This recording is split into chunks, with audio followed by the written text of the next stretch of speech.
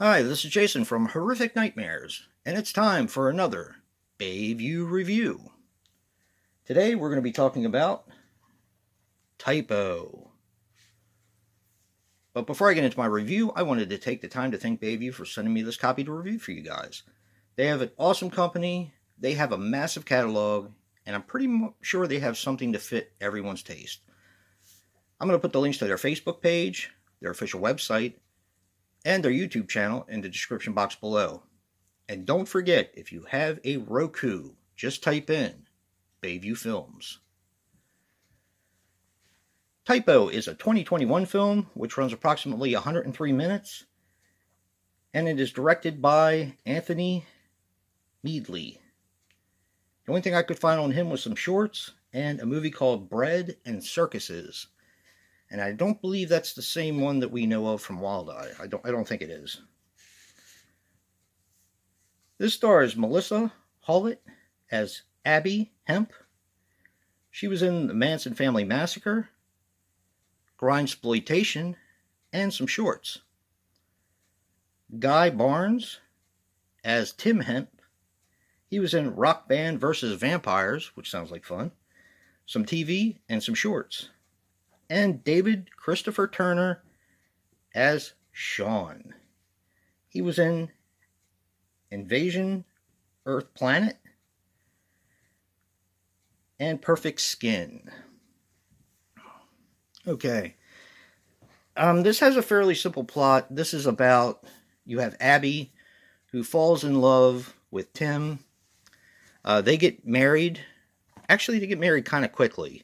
They date for a while, they get married, and right when they get married, he turns and starts to get jealous. He starts to physically and mentally abuse her, and she deals with it.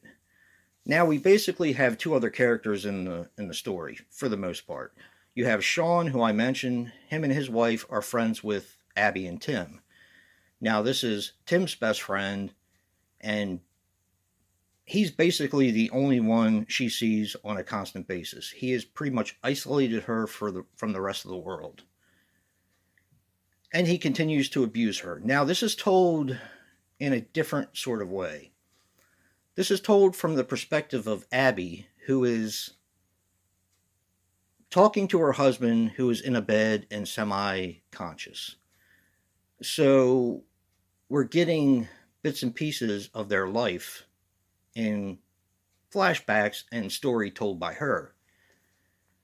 So he's constantly abusive towards her to the point where she does get pregnant, he beats her up, and she loses the baby. And I think I'm going to leave it there. She does get tired of dealing with him, but I don't want to say any more because there is more to it. I don't want to get into that. But, yeah. Now, I made the mistake of watching this right after Clementina. And I don't like to pit movies against each other. But when you watch one film and then you watch another film right after it that basically has the same plot and just the same story overall, it's kind of hard not to. Clementina was a fantastic film. It was acted so well, just like I said, when I reviewed it. And it was really impressive, and it was very powerful. This movie, while it had some of the same stuff, it went into a little bit more the relationship between Tim and Abby, where the other movie, Clementina, didn't really do that. But it was basically the same thing. The only difference mainly is that you see Abby being a little bit more brutalized.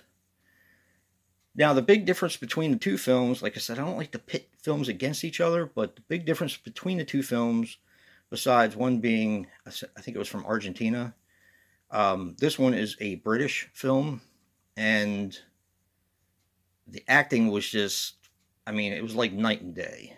And one thing that kind of bothers me, it's been bothering me for a while, is bad British acting. Bad English or bad American acting, I can handle. I don't know why, I just can. Maybe it's because I've been a horror fan all my life, and I've seen a ton of slashers that were done in America, and have really terrible acting. So I kind of find it endearing in a way and cheesy, but British acting, and I know I've said this before, it just kind of grates me the wrong way. Now, the guy that played Tim did a fantastic job. The guy that played Sean did a fantastic job.